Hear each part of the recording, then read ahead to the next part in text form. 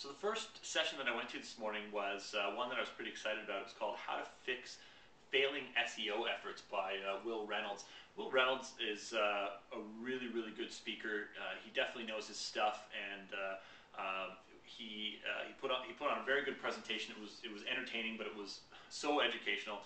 I don't have enough time to share all the notes that I have on this talk with you, so I'm just going to summarize some of the more important bullet points that I think I need to cover. And if you want to know more, unfortunately, we'll have to break this up into more videos or sort it out some other way. But anyway, there was just so much to, I've never taken so many notes in a session. Loss of focus is the #1 reason why you fail in SEO, because you basically lose focus of your goal. He is a big pusher of long tail. As an affiliate marketer, you should be looking at long tail search results. Trying to go after the longer tail or the longer phrases that are less competitive. I'm not a fan of that idea. I know it has its place, and I know a lot of people that have done some good revenue there. So I'm not saying it doesn't work. It doesn't work for me. I'm a go for the gold kind of a person, and I've learned that shooting for short tail gets you long tail along the way. So our opinions differ, but I think what he has to say has its place for some people. So if you're an affiliate marketer, maybe spend some time looking at long tail if you think it's going to work for you. Again, I won't. He talked about Google Universal Search and how it's kind of threatening affiliates. That if you don't know what Google Universal Search, it's bringing in other results into the search engine, shopping results with images, maps and local results, videos, all that kind of stuff. All these new kind of data dumps that they're putting into the search is dumping some of the organic results that used to be there. So if you were number 5 at one point on Google, these universal results may be bumping you to number 10 because you're at the bottom of the page now because of all these other thumbnails. When you're looking at, keep in mind the whole session here is about fixing efforts. So if you're dealing with a website that's just kind of maybe gone from page 1 to page 3 or something like that, this is the advice that you want to be looking at. How competitive is your niche? Take a look at the links of your competitors.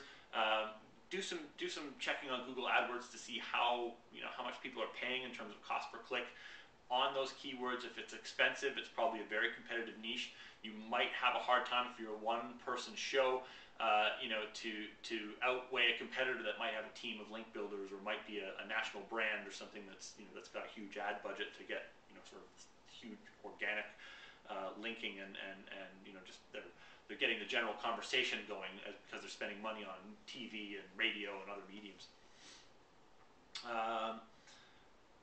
Talked about high authority link backs and how they're not so much the holy grail that a lot of link back builders and SEO guys think they are.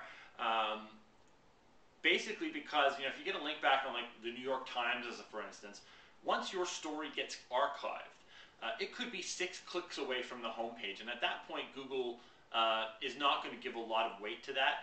And a lot of the time these high authority sites, when you do get a story written about you in the media, 9 times out of 10 they're not going to link back to you with the anchor text that you want. They're going to link back to you with your URL or your domain name or your name or your company name. It's not always going to be the keyword that you want it to be unless you own that domain.com, which if that's the case then you don't really have an SEO problem, or you shouldn't. So it's an interesting thing because I know a lot of people spend a lot of time going after these high authority link backs. Not necessarily the best thing to do. As an alternative, he actually says you should be going after blogs and blog rolls and those types of things where you're going to get a lot more exposure and you're going to be on a lot of pages. And you're always going to be on the root of a website. When you're looking at your competitors, you want to find inferior sites that outrank you. So find sites that have less domain age than you. They're not a major brand like a Home Depot or something like that.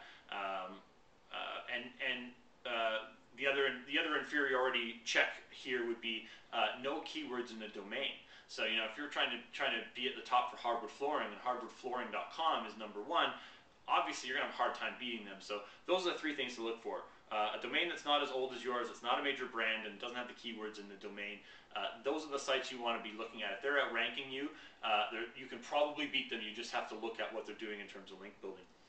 No follow is okay, so if you're getting link backs that have no follow in them, it is a good thing still, and you shouldn't ignore no follow in your strategies.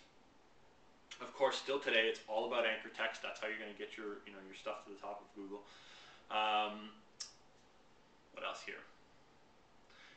He suggested that affiliates are being threatened by this new Google Universal Search, and I tend to agree with it because the thumbnails are coming from shopping results, which are e-commerce sites. They're not affiliate sites.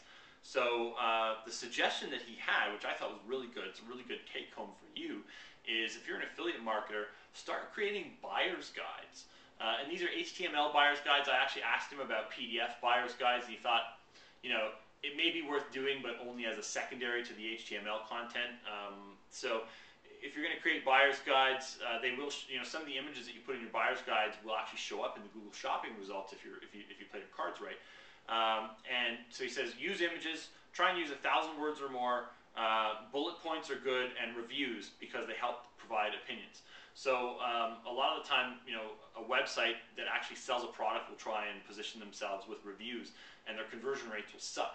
But as an affiliate marketer, you can put a review blog together, or you can put a buyer's guide together that has links embedded in it to your affiliate products.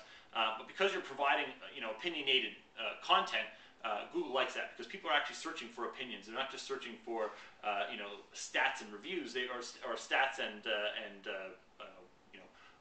literature put out by the company. They want to see what people have to say.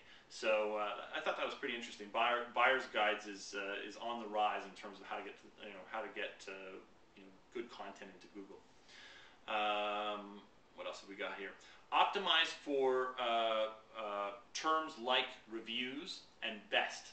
So the example that he used was best running shoe. So if you're going after running shoes as your category, best. A lot of people are now searching for reviews, or they're searching for comparisons, and so they're searching for the best running shoe or the best anything. And then the other is reviews. So if somebody's looking at cell phones or something, and maybe they're doing a research, they're going to be searching for review content, which I thought was interesting. He talks about Google Suggest, which is the autocomplete tool when you're typing in a search to Google. It actually gives you a lot of insights as to what people are searching for. So start typing in your keywords, and then maybe type in your desired keyword, and then a space, and then A, and see what comes up, and then B, and see what comes up, because they'll autocomplete for you what people are searching for, and they'll show you the most common searches first. So it's trying to help you, the searcher, but as a marketer, you can look at that information and say, okay, wait a minute, there's some terms here I never thought about. So I thought that was pretty interesting. What else? He talked about Google Webmaster Tools and how it's getting less and less accurate. I'm noticing this too with my own Google Webmaster Tools account. If you have an account with google.com/webmasters, where essentially you can go in and check your ranks with Google and communicate with Google to some degree, submit your sitemap to them. There's a lot of really cool tools in there, but the stats that they give you are not so hot. And a lot of the time, they may show me on page 3 when I'm on page 1. Their stats are so far behind that they're pretty much not even worth looking at this point. That's all I have time to talk about with this this particular seminar or session. I could probably go on for 20 minutes on this guy. Will, you put on a fantastic talk. I can't wait to see you again. And the last thing I want to mention is, stay focused on what matters. This is one of his main points: is keep your focus. If you're going after a key phrase, take a look at all your competitors. Spend a lot of time analyzing, and do the grunt work that you need to get to the top.